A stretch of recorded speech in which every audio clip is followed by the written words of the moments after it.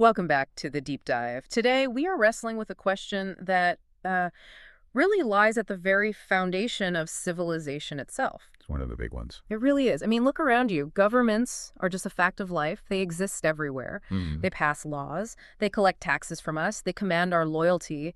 And maybe most importantly, they control the machinery of force, the police, the military. Right, that's the classic definition of a state. It has that monopoly on legitimate violence. And that's power. That is the raw, undeniable ability to enforce decisions. But that's not our question for today. No, that's just the starting point.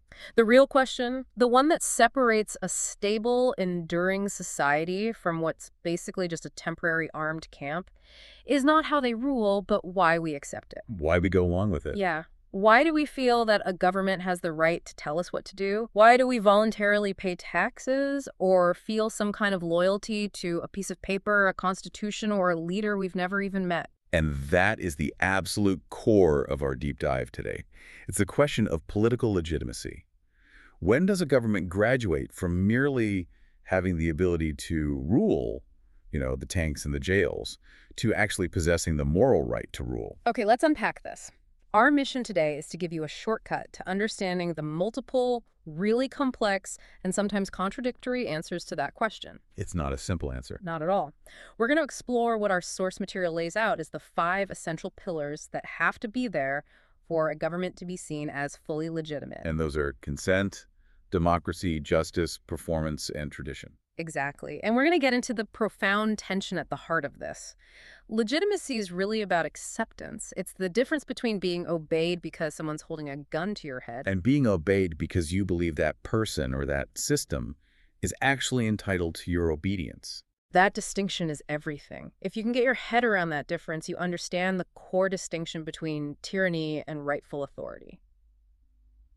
Okay, so to begin, we have to clearly define the territory. We need to draw a very bright line between power, which is visible, it's mechanical, and legitimacy, which is much more psychological and moral. And the source material is absolutely clear on this point. Raw power is utterly insufficient on its own. It's a shortcut, but not a sustainable one. It's the ultimate political shortcut, but it is, in the long run, completely self-defeating. When a regime relies entirely on force, it has to constantly spend its resources, its energy, just maintaining that force. It's exhausting. It's exhausting. And history is just littered with examples of this. You can look at ancient empires, 20th century totalitarian states. They all depended on these massive armies, extensive surveillance, secret police. And people obey those governments, of course. They do. People obey, yes, but that obedience is strictly coerced. It's not willing. It's obedience born of fear. Precisely. If you are afraid of the consequences, prison, fines, violence, of course you'll comply. But the second that threat is perceived to weaken, even for a moment, That compliance just evaporates. it's gone. And this whole distinction is captured perfectly by that powerful unspoken feeling that can spread among the governed. They have the guns, but they don't have the right. That one sentence says it all. It really does. That single sentiment is the definition of a crisis of legitimacy. So let's talk about the practical consequences for a state that tries to run on power alone. Beyond the obvious moral problem, why is it just so inefficient? Well, the inefficiency is just staggering. A government based purely on power has incredibly high enforcement costs. What do you mean by that? Think about it. Every transaction, every law that you want people to follow requires some form of visible coercion or the threat of it. They have to dedicate these huge portions of their national budget to internal security, to intelligence services, to making sure the military stays loyal. So they're constantly looking over their shoulder. Constantly. They live in a permanent state of alert against internal opposition because there's no deep well of accepted authority to draw from when things get tough. I see. Whereas if citizens accept the law as rightful, they essentially become self-policing. You got it. They'll stop at a red light at 3 in the morning, even when there isn't a police officer anywhere in sight. Exactly. When legitimacy is present, obedience becomes voluntary, it becomes internalized. Citizens are enforcing the law on themselves and, on each other through social pressure. And that stability, that shared expectation that people will obey, frees up the government's resources. It does. It allows them to focus on, say, building infrastructure or improving education rather than constantly worrying about internal suppression. Legitimacy is, you could argue, the greatest source of stability a state can ever possess. It changes the whole relationship. Fundamentally, it changes it from one of coercion to one of acceptance. So legitimacy is really what elevates a state above just being, the biggest, strongest gang in the territory. That's a great way to put it. It transforms power from this temporary imposition into a durable, lasting authority. It provides that moral justification that makes the citizenry want to defend the system, not just fear it. That's the core thesis we are digging into today. We're looking for the criteria by which a system earns that moral entitlement to rule. Okay, so once we establish that you need this moral entitlement, the next question is, where does it come from? Right. What's the source? And the first major answer, and maybe the most revolutionary in modern political thought, is consent. The idea that a government is legitimate only if it rules with the acceptance of the governed. This takes us directly into the world of the social contract theorists. Now, it's important to remember, this isn't a historical document that somebody actually signed. Nobody got a contract in the mail. No, exactly. It's a philosophical thought experiment. It's designed to try and justify the state's authority on a rational basis. And the experiment famously begins in what they call the state of nature. Can you walk us through that initial premise? What are these philosophers asking us to imagine? They're asking us to strip away everything. Imagine life with no government, no laws, no police force, just human beings in their rawest form. Okay. Now, the consensus among the key contract thinkers was that this state of nature is fundamentally intolerable. They just disagreed on why it was so bad. Right. So you have someone like Thomas Hobbes. Yes, and for Hobbes, the state of nature was a war of all against all. His description is famous. Life was solitary, poor, nasty, brutish, and short. So for Hobbes, his version of the social contract is driven purely by the terror of death and instability. Absolutely, 100%. Hobbes argued that to escape this paralyzing constant fear, rational people would agree to surrender almost all of their individual rights to a single absolute sovereign. Even a tyrannical one. Even a tyrannical one. Because for Hobbes, any form of order is better than the alternative of chaotic violence. Yeah. So the resulting government's legitimacy comes from one thing and one thing only: its ability to provide reliable security. That puts security as the absolute, non-negotiable top priority for a legitimate government. It's the whole ballgame for him. But then we get other thinkers, like John Locke, who had a slightly more optimistic view, or maybe just a less terrifying view, of that state of nature. A little bit, yes. So how did Locke's vision differ, and what did that mean for the kind of contract people would agree to? Well, Locke argued that even in the state of nature, people had natural rights. These weren't given by a government, they were just inherent: life, liberty, and property. Okay, so rights exist before the government does. Exactly. For Locke, the problem wasn't total chaos, like in Hobbes's view. The problem was the insecurity of those rights. Everyone had the right to enforce the law of nature, which meant you were your own judge, jury, and executioner. Which would obviously lead to endless disputes and vendettas. Right. It's not a stable situation. So people agree to form a government, but the purpose is very limited. It's not to surrender all their rights, it's only to surrender the right to enforce the law themselves. That is a crucial difference. Hobbes is justifying an all-powerful ruler for the sake of security. Locke is justifying a limited government whose main job is to protect rights that already exist, especially property rights. Which means the legitimacy of Locke's state is therefore conditional. On what? On it doing its job. Entirely conditional. If the Lockean state fails to protect those rights, or if it starts acting arbitrarily and taking them away, the people retain the right to dissolve that contract and replace the government. It's like a service agreement. In a way, yes. The implication is enormous. The government is a fiduciary trust. It's a tool we create for our mutual protection, and the authority flows upwards from the people, not downwards from a monarch. But this idea of a contract, as powerful and intuitive as it is, it runs into some really big practical problems, as our sources highlight. It does. I mean, the most obvious one is, did any of us actually sign this agreement? That's the classic challenge, and it's a good one. You're born into a system of laws, taxes, obligations. You never explicitly consented to any of it. So what's the counter-argument? Defenders of the theory then fall back on this idea of implicit consent. They argue that by choosing to stay within the territory, by benefiting from the state's services, using its roads, accepting its currency, calling the police for protection, you are implicitly agreeing to its terms. But that feels a bit like a trap. I mean, what if I'm poor? Or I can't get a visa to go somewhere else? Or I have deep family roots that prevent me from just packing up and leaving. Exactly. Can my staying really be called freely agreeing if the costs of disagreeing or leaving are so prohibitively high? The practical difficulties are immense, and that's not even getting into the historical problem, where you had massive populations who were excluded entirely from this supposed contract. Women, enslaved people, colonized Yeah, peoples. their consent was never asked for, explicitly or rationally.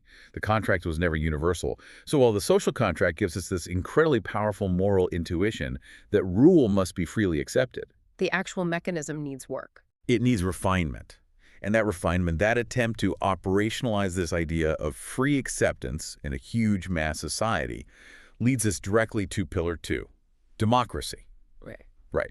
So if this social contract provides the theoretical blueprint for legitimacy based on consent, then you can think of democracy as the practical mass-scale mechanism to continually renew that consent. Okay, so it's consent in practice. Exactly. In a democracy, authority comes directly from the people, and it's exercised through these recurring, free, and fair procedures. We talk about democracy all the time, but let's break it down. What are the specific underlying concepts that democracy uses to justify its authority?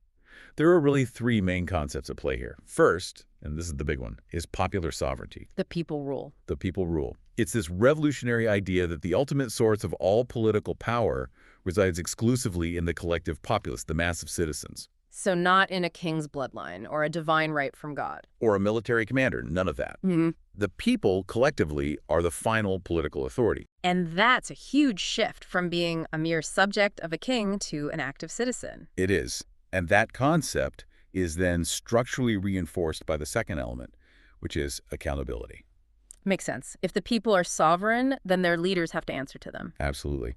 And democracy formalizes this accountability through things like fixed terms and regular elections. The genius of this mechanism is that it gives you a structured, peaceful way to get what you want. You don't need a revolution. You don't need a revolution. If people disapprove of the government, they use the ballot box. This institutionalization of peaceful transition is one of democracy's greatest contributions to stability and therefore to legitimacy. Okay, so you have popular sovereignty and you have accountability. What's the third concept? The third is participation. This gives citizens a direct stake in the system. By voting or activism or even running for office. Yes. Participation symbolizes a respect for each individual's political agency. When people feel like they have a formal say in how things are run, they are far more likely to accept the outcomes, even when they lose or disagree with a specific policy. That sense of shared ownership, it must be a powerful glue. It profoundly strengthens the perceived rightfulness of the whole regime. So democracy is incredibly appealing because it seems to solve the consent problem. It replaces that vague idea of implicit agreement with explicit periodic affirmation from the people. That's the theory. But, and this is a huge but, here's the essential critical check we find in the sources. We can't just stop the discussion here and say that any democratically elected government is automatically legitimate. And this is the political aha moment. It's the inherent paradox. Democracy is the best procedural system we have for getting consent, but procedure alone is not enough. It's insufficient. Why? Well, the most famous challenge comes from this concept of the tyranny of the majority. Right. Can you describe that tyranny for us? Alexis de Tocqueville, when he was observing early American democracy, he warned that while democracy gets rid of the rule of a single tyrant, a king, it risks replacing it with the despotism of the majority. How so? A majority can, through perfectly fair procedures like winning an election, passing legislation, they can systematically oppress, marginalize, or even financially ruin a minority group. Can you give us a concrete historical example where a democratic majority did exactly that, trampled on rights? Oh, certainly. You could look at the era of Jim Crow laws in the southern United States. These laws, which enforced racial segregation and took away the right to vote, were often passed by democratically elected state legislatures. And supported by the white majority. And affirmed by popular referendums among the enfranchised white majority. The procedure was followed, votes were cast, but the outcome was fundamentally unjust and, you could say, morally illegitimate for the minority group being targeted. That's a powerful example. It shows that procedural legitimacy, holding an election, is incredibly vulnerable if the foundational conditions of justice aren't also being met. It does. It shows that majoritarian rule is not a synonym for rightful rule. And it goes deeper. As our sources point out, the democratic process itself is vulnerable to corruption long before anyone even casts a vote. What do you mean? Well, if the information environment is corrupted by massive campaign spending, if propaganda and misinformation are dominating the media, or if access to the polls is systematically suppressed for certain groups, how free is that choice, really? The consent you get under those kinds of distorted conditions feels pretty thin. Brittle. Very brittle. So, if the will of the people, even when expressed through elections, can still lead to these morally illegitimate outcomes, that has to mean there's a higher standard. There's something else we need to judge democratic outcomes against. Absolutely. The critical insight here is that some fundamental rights, the right to life, to free speech, to a fair trial, they have to be non-negotiable. They can't be subject to a 51% vote. Right. And if a democratic government tries to strip those fundamental freedoms away, even if it has a procedural mandate from an election. Its moral claim to our obedience is profoundly damaged. And that realization forces us directly into Pillar 3, justice. So if democracy provides the procedural input for legitimacy, you could think of justice as providing the essential moral boundary and the substantive output. Okay, so it sets the rules of the game. It sets the rules and defines what a fair outcome even looks like. This pillar argues that a government is only legitimate if it respects and actively protects basic human rights and operates under the principle of the rule of law. This really emphasizes the moral constraints on what a state can do. What does it mean for a government to be limited by justice, regardless of how popular its actions might be? It means the government is bound by these higher principles of fairness and human dignity. It has a moral compass that is supposed to guide all of its actions. And the rule of law is absolutely key here. And what is the rule of law, precisely? It's the principle that everyone, and that includes the governing officials themselves, is subject to and accountable under the law, and that the laws themselves are publicly known, they're equally enforced, and they're independently judged. No one is above the law. No one. That sounds good on paper, but practically speaking, what are the non-negotiable rights that, if a government violates them, it immediately damages its claim to legitimacy? The sources outline a core cluster of protections that are essential for any morally justified state. The right to life and physical security is foundational. You have to be protected from state violence and arbitrary detention. That makes sense. And just as important is the integrity of the individual. That means freedom of thought, conscience, speech, and assembly.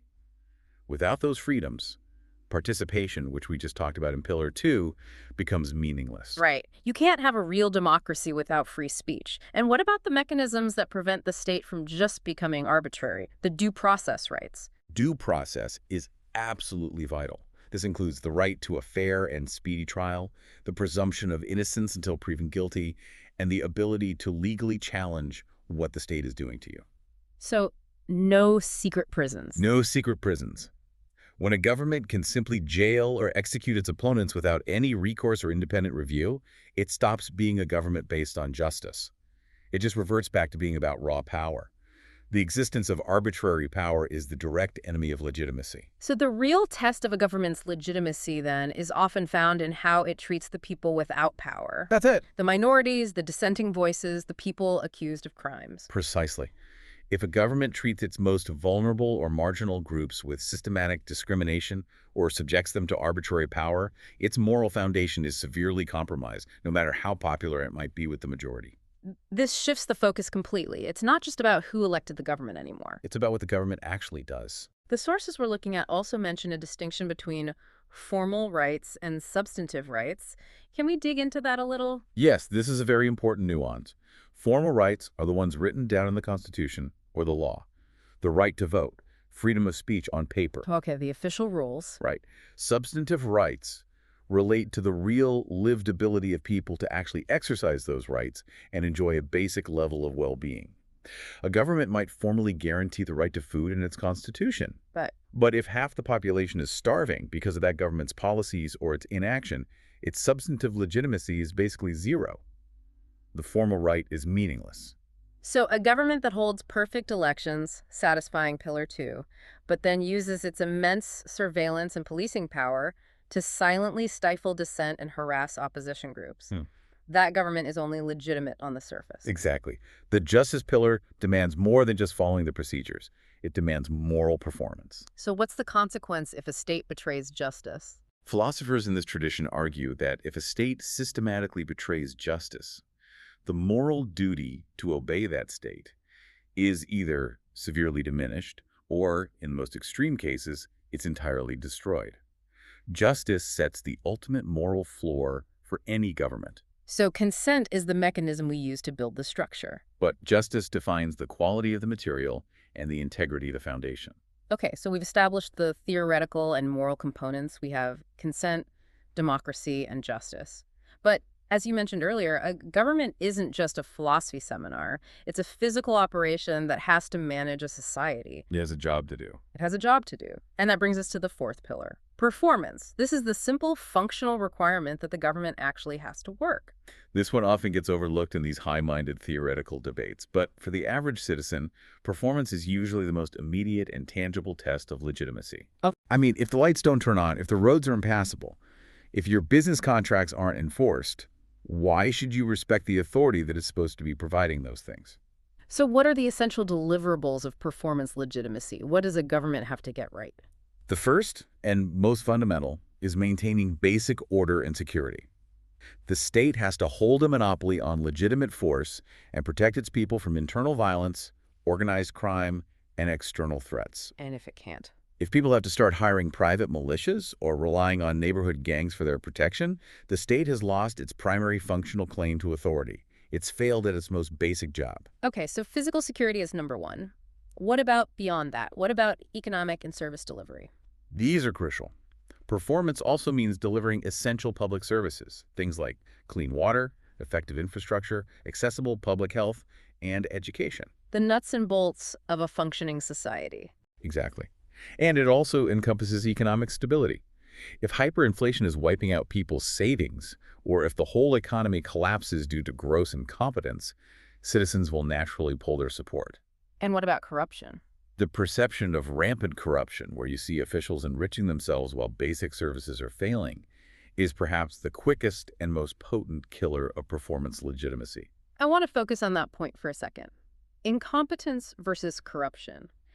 From the perspective of legitimacy, is it worse for a government to be corrupt or just utterly incapable? That's a great question. They're both devastating, but in slightly different ways.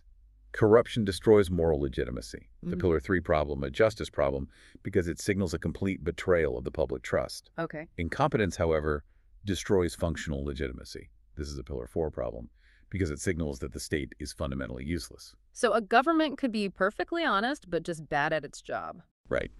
Imagine a perfectly honest but utterly incapable government, one that can't manage a budget or deliver a disaster response. It will quickly lose its rightfulness.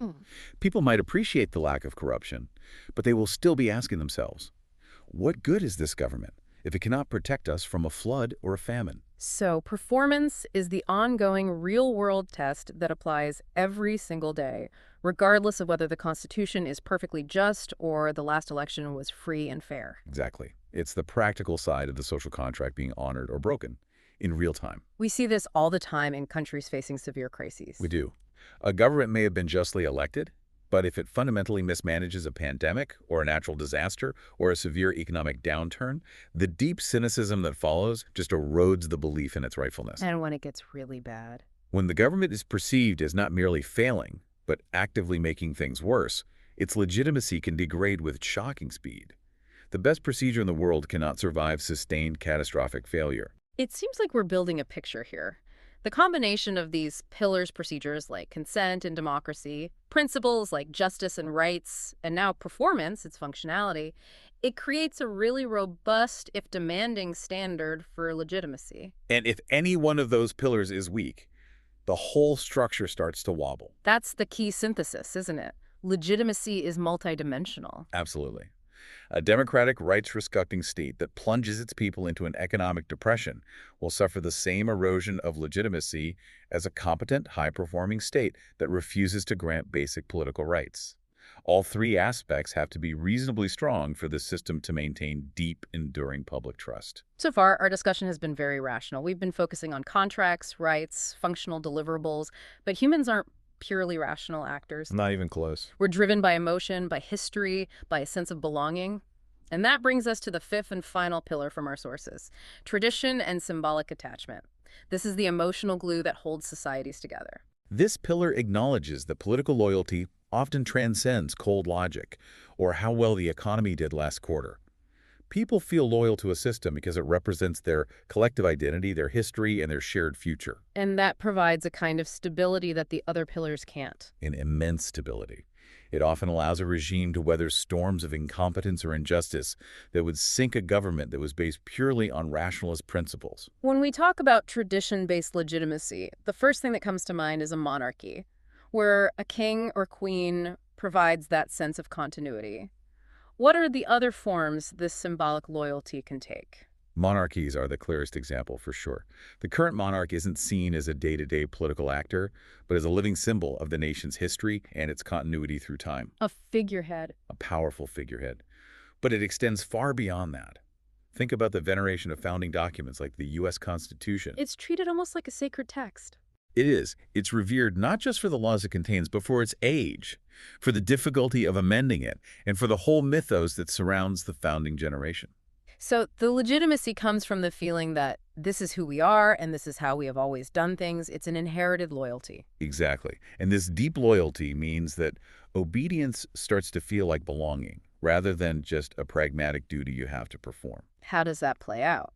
Well, if a new law is passed in accordance with a 200-year-old constitutional process, it just feels more rightful than if it were decreed arbitrarily by a leader yesterday. The founding myths, the historical heroes, the national holidays, all of these things serve to reinforce this symbolic attachment, defining the state as ours. What's the profound strength of this kind of legitimacy? Why is it so effective at keeping a system stable? It provides profound resilience. If your loyalty is tied to your national identity, it becomes exceptionally hard to shake, even during periods of poor performance or temporary injustice. So people will tolerate more failure. They will. People will tolerate temporary failures because they feel like they are defending their system, their heritage, not just following the dictates of some recent ruler they may or may not like. It ensures continuity even when leaders change. But, and this feels like a familiar pattern, the sources also sound a very clear note of caution. Just like democracy, tradition cannot stand alone as a definition of rightful rule. And that is the crucial critical note here. A reliance on tradition can become fundamentally reactionary and unjust. The argument, we've always done it this way. That justification, we've always done it this way, is not in and of itself a guarantee of justice or fairness. If a long-standing tradition-like entrenched racial or gender inequality or the systemic exclusion of certain classes is used to justify ongoing injustice, then relying solely on tradition is morally bankrupt. So in that sense, tradition acts as a kind of emotional container for legitimacy. But the actual content, the procedures, the rights, the performance, that stuff still has to satisfy the other pillars. That's a perfect way to put it. It reinforces, but it shouldn't define. So the tradition has to be a tradition of something good. Precisely. For a system to be fully legitimate, the identity and the symbolic systems have to reinforce justice and consent, not undermine them. A tradition that celebrates founders who championed liberty is a source of legitimate pride. A tradition that defends centuries of oppression merely because it is old is not. We have to use our critical judgment to ensure the past serves the present well. Okay, so we've established what a legitimate government looks like. It's a structure supported by these multiple interlocking pillars. Now let's look at the dark mirror of that. What happens when that shared belief collapses? When the magic is gone. Yeah. How can we tell when a government, even if it still holds the reins of power, is losing its fundamental claim to rightfulness? This brings the abstract concepts back to tangible, real-world signals we can see. The breakdown of legitimacy is, it's like a creeping social cancer, long before it becomes a sudden political event like a revolution. It really manifests when that shared belief in the system is visibly and widely shattered. And the government stops being seen as a rightful servant. And starts being perceived as an occupying force, or just a predatory organization looking out for itself. So give us the specific clues of this collapse that our sources detail. What are the warning signs? One of the earliest and most telling signs is widespread institutional cynicism. And this is more than just people grumbling about politicians. It's deeper than that. Much deeper. It's the belief that the system is fundamentally rigged, that it's corrupt, and that it's designed to benefit only a select few insiders. When citizens internalize the idea that the judiciary is bought, the police are basically a protection racket, and elections are just theater. Trust evaporates. And that cynicism then has to translate into physical active dissent, I would assume. Absolutely. The next stage is you see an increase in open and sustained popular protest, mass strikes, and civil unrest.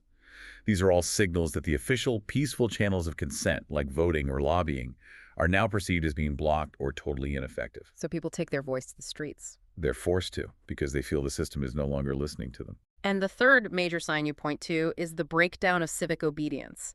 This is like the informal cancellation of the social contract by the population itself. And that's maybe the most damaging sign of internal decay.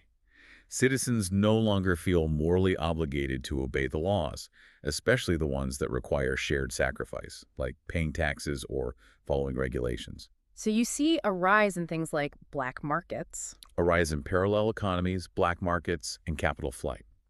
People are essentially voting with their feet and their wallets, choosing to operate entirely outside the state's official system. And when the tax base dries up, the functional capacity of the state collapses. That's a Pillar 4 failure. What about the state's monopoly on force? How does that start to erode? Well, you start to see the rise of non-state actors controlling territory. This could be drug cartels, local warlords, or organized criminal gangs who start to effectively offer better or at least more reliable security and justice mechanisms, however brutal they might be, than the official state police or courts. And when people start turning to those groups? When people turn to those non-state actors for protection or to resolve disputes, the state has lost its ultimate claim to authority. It's failed its Hobbesian bargain. So what happens when the government tries to counter this loss of belief with just more power, more force? They get trapped. They're forced into this vicious cycle of increasing repression. They have to rely on overwhelming displays of force, more checkpoints, more surveillance, stricter censorship. But the sources show that's a losing game. They show the profound ineffectiveness of force in the long run. Repression can suppress the symptoms of illegitimacy. It can keep people off the streets for a while. But it never cures the underlying moral disease. In fact, it probably makes it worse. Usually, yeah. Heavy-handed repression almost always deepens the public's perception of the state as an enemy, as an occupying force, which just accelerates the moral breakdown even further. It sounds like once a regime truly loses its legitimacy, it's trapped. It has to repress to survive, but the act of repression only serves to prove its lack of rightfulness to everyone. That's the tragedy of the illegitimate state. It expends these massive resources to maintain fear-based control, and that diverts funds away from the very public services that might have otherwise helped restore its performance legitimacy. And the outcome? Eventually, the outcomes are usually either a violent collapse, a wholesale reform under extreme duress, or a situation where the populace simply endures the state, not out of loyalty, but out of absolute exhausted necessity. And that leads to deep societal cynicism and stagnation. The whole process of breakdown proves that humans demand a justifiable order, not just any order. We've established 5 pretty high bars for a government to be considered legitimate, but when we look at the real world, it's rare to find a government that perfectly clears all 5. Basically impossible. Consent, justice, performance, tradition, and freedom from just raw power. This reality necessitates the final, critical insight from our sources. Legitimacy is rarely a binary, a simple yes or no. It's a spectrum. And this is the critical thinking challenge we have to embrace. If we only judge legitimacy as a simple yes it is or no it isn't, we ignore the complexity of nearly every single political system operating in the world today.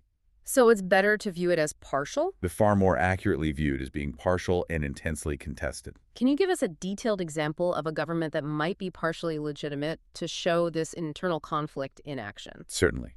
Imagine a nation that has a deeply ingrained tradition of constitutional governance, that's Pillar 5, and it holds genuinely free and fair elections, ensuring a robust procedural legitimacy from Pillar 2. Okay, so it looks good on those fronts. It does. However, imagine this same nation suffers from systemic, deeply rooted economic inequality. A vast portion of the population is excluded from prosperity, and the police force operates with near impunity against poor neighborhoods. So it has procedural and traditional legitimacy, but it fundamentally lacks justice and performance legitimacy, at least for large segments of its population. Precisely. For the wealthy or powerful classes in that society, the government probably feels highly legitimate. They have a voice, the system delivers stability for them, it protects their property. But for the marginalized... For the marginalized, that same state is experienced as illegitimate, oppressive, and unjust. So the state is simultaneously both rightful and wrongful, depending entirely on your experience within it. This highlights something really important. Legitimacy isn't a condition of the state itself, so much as a perception held by the people. It's contested terrain. Absolutely. Different social, economic, and ethnic groups will hold wildly divergent views of the state's rightfulness. The group that feels protected sees the state as legitimate. The group that feels excluded or victimized sees the state as an adversary. A mature understanding of legitimacy has to account for these differential experiences. So if we accept this partial, contested nature of legitimacy, what's the better question we should be asking ourselves as informed citizens instead of just asking, is this government legitimate? Yes or no? The source material suggests a much more sophisticated kind of inquiry. Instead of a binary answer, we should be asking ourselves, to what degree and in what specific ways does this government currently earn or deserve our support, and where does it urgently need fundamental reform or even resistance? That reframing is really powerful. It acknowledges that our support for government can be, and maybe should be, conditional. It gives the citizen the intellectual space for what you could call loyal criticism. It does. It opens up the possibility of what political scientists call loyal opposition or principled reform. You can cherish the traditions of your nation and support the idea of the state while still being a fierce critic of its current policies or its failures to meet the standards of justice and performance. So you don't have to throw the whole system out. Not at all. By measuring a government against these multiple standards, citizens gain the tools to identify specific weaknesses. You're not just screaming, it's illegitimate. You're able to demand, it is procedurally sound, but it is substantively unjust, and here is exactly where reform is needed. Legitimacy becomes a standard we use to judge our rulers, not a gift we automatically grant them. We begin this deep dive by asking why any of us should feel morally obligated to obey authority, moving far beyond that simple concept of raw power. And we've established that legitimacy is a moral claim a government has to earn, not something it can simply declare. And that moral claim, the overall strength of a regime's legitimacy, is built on the convergence of those essential and often competing pillars. So let's try and synthesize these into the 4 criteria that really need to be met simultaneously for the most robust claim to our obedience. Okay. First, we need the foundation of consent and participation. That means that people have a genuine, protected right to speak, to organize, and to peacefully change their government through free, fair, and accessible procedures. Second, you need the moral structure of justice and rights. This dictates that the power of the government is limited and accountable under the rule of law. It means protecting basic human dignity and due process, and critically, it means protecting the rights of minorities against the will of the majority. Third, you have to have the practical scaffolding of performance and protection. The government must function effectively. It has to provide security, enforce contracts, manage the economy responsibly, and deliver essential public goods in a reliable way. It has to deliver order, not chaos. And fourth, you need the cultural adhesive of shared identity and trust. The people must feel a genuine sense of belonging, believing that the government represents their shared history and identity, and that it operates in their collective interest. This strengthens the public's confidence in the whole system. And as we've said, no government gets a perfect score across all 4 of those criteria. Every regime in history has fallen short in some aspect at some time. It's an ideal to strive for. It is. But the fundamental measure of a government's rightfulness lies in its persistent effort to meet these standards, and whether its failures cross that line that justly calls for protest, for reform, or in the most extreme cases, for an outright refusal of obedience. Legitimacy is not a static condition. It's a dynamic achievement. It has to be continuously earned through the diligent practice of justice, participation, and a real care for the practical well-being of the people, and requires vigilance from the governed too. And this leaves you, the learner, with the final provocative question. When you apply these rigorous, multifaceted criteria to the systems of power you observe in the world, whether it's local, national, or international, the deepest question is not only who rules, but do they rule in a way that we, as free and equal human beings, can genuinely recognize as rightful and worthy of our obedience? Use these pillars to judge not just foreign nations, but your own. Because the degree to which a government deserves our support is precisely the degree to which it fulfills the promises inherent in its claim to legitimacy. Something profound to mull over as you observe the structures that govern your life. That's been the deep dive into the pillars of political legitimacy. We'll see you next time.